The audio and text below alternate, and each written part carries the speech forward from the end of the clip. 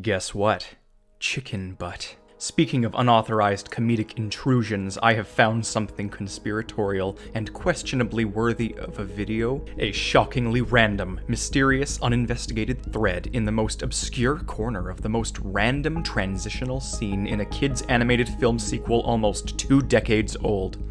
In Shrek 2, we get, not 10 minutes into the film, a shocking, appalling, offhand scene that shakes me to my very core.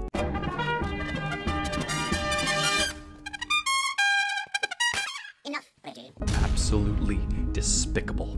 Do you see it? This insolent trumpeter has deviated from instruction to blare his unbridled snark at the most important moment in the Royal Kingdom's known history. He plays the Hawaii Five-0 theme song.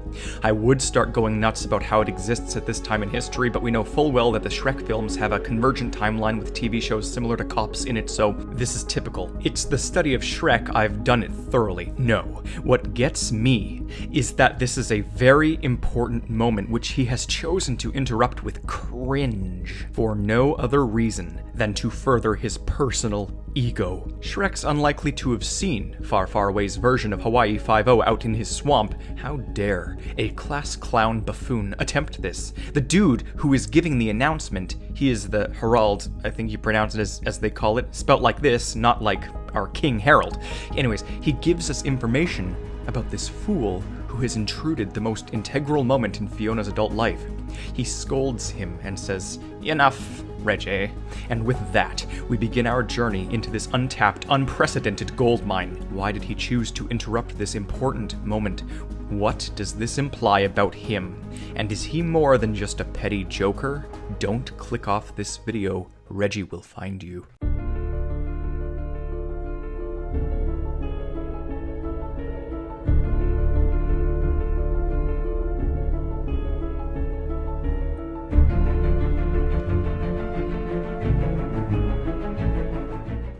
Hello, I'm the Theorizer, and don't tell me this is an overreaction, because it is.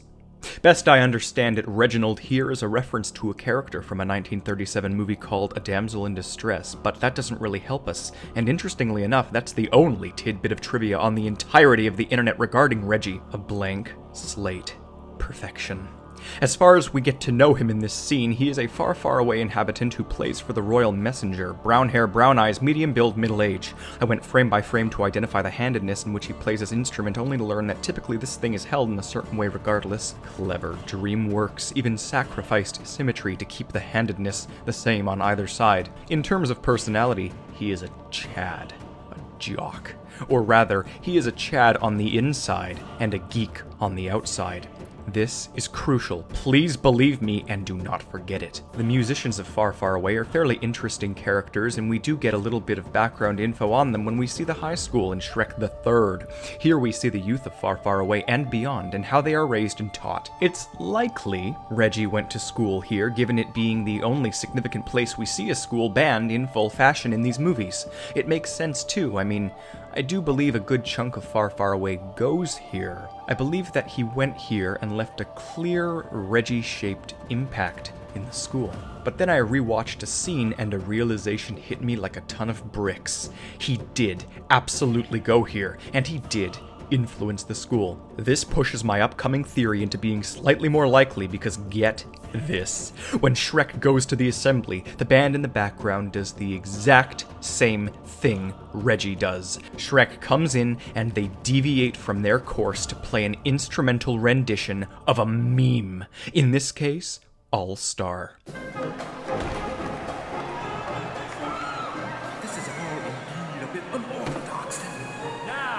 For those who are sane and don't worship meme culture, you might not recall, but All Star by Smash Mouth is Shrek's very own theme song. It's a joke, it's funny, and here we see the Shrek films doing it before it was cool, just like Reggie. A meme-worthy instrumental intrusion? This band is suspicious, and Reggie certainly is tied to it. He went to school here, like the vast majority of Far Far Away boarding schoolers did. Reggie is a Chad on the inside, geek on the outside. In a high school full of division. The only point of unity is inside jokes. This is universally applicable. Memes. We see that in school, the band geeks, chess nerds, and jousting jocks are all united in their goal of one meme in particular. Arthur Pendragon, the butt of every joke. The unity of this school is commendable, but how did it reach this point? I think Reggie assassinated the king. Reggie is notable enough to be featured in Shrek 2 above all other instrument players in the Royal Summons band because he's the improviser who is just that good and smug enough to throw in his improv song. This small group of musicians seems to be used for the most important of important deliveries and messages, meaning they need to be the top of their game, namely the trumpeters, what with their timely musical unity. During the Fairy Godmother song, we see another band of sorts, but this is the much larger band responsible for parties and balls. Plus, there's only one less competent brass player here, and we seriously don't get a good enough shot to see if it's actually Reggie or not. I'm leaning towards not because these aren't very smug musicians, and also because in the first film we see more meme-like ones. An accordionist accompanying Robin Hood, and in Shrek 4 we see the Pied Piper, both with equal meme talent. The Piper was in the alternate universe, but at the end we see the Prime World's rendition because, like I said before, I think some semblance of the alt timeline's memory seeped back into our main ones, hence the Ogre Fam as well. My point is that someone in Worcestershire Academy is outputting these snarky social rejects to mock the hierarchy. From what we've seen, Reggie is the one with the most important job and the one with the most timely meme skill. This implies that he's both best in class and the originator. This isn't just bored band geeks, this is them inserting their band class boredom into the most serious of situations or abusing the power of music. My point? The cult of Reggie, or whomever else could possibly be exporting these corrupted musicians from Worcestershire, is doing so as a power play. The United Bullies have targeted themselves onto Arthur, which would imply once again that the whole school, and whomever originated this inside joke, has the goal of bringing down the monarchy one joke at a time, until royalty means nothing anymore. Merlin was the only one who took an interest in Arthur, and he ended up quitting from stress, neurosis, and fatigue. See?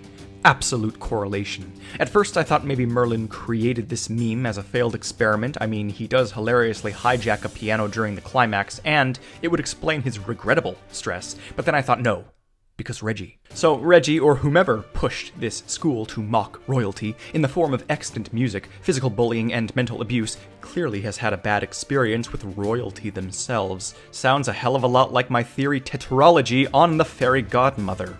This also means each theory proves the other because we slowly get more and more evidence that the previous royals of Far, Far Away were indeed pretty nasty and got what was coming to them. Unfortunately, Queen Lillian is quite kind, so she gets the brunt of everyone's revenge during the films. Reggie, or the other unknown originator, has saved the masses at the expense of royalty, at the expense of Arthur.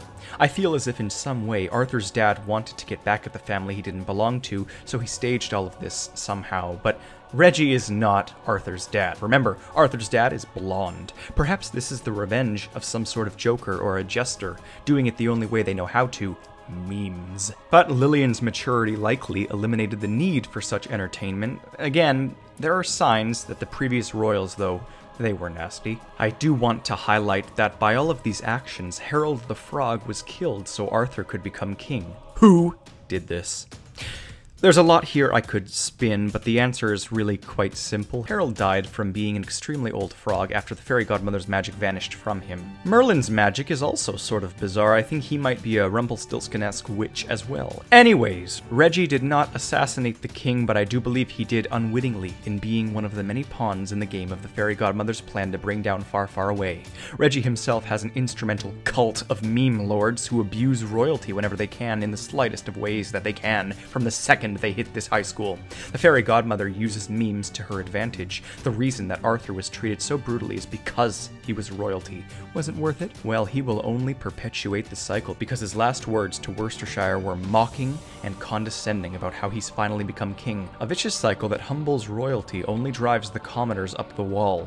Now there is one final thing I want to touch upon, and it's that I finally have a genetic depiction of Arthur's mother. She very likely has brown hair and the maiden name Le Fay. In bonus features on the Shrek 3 disc, we see profiles of characters and see one called Morgan Le Fay, who states to be Arthur's cousin. There is a chance she could in fact be the daughter of Reggie, though that is extremely Unlikely. Point is, LaFay is not a name heard elsewhere in these films, and the genetics are not consistent with the blonde royals, meaning she's on the other side. Arthur's mother was a brunette then, which may assist us in the future.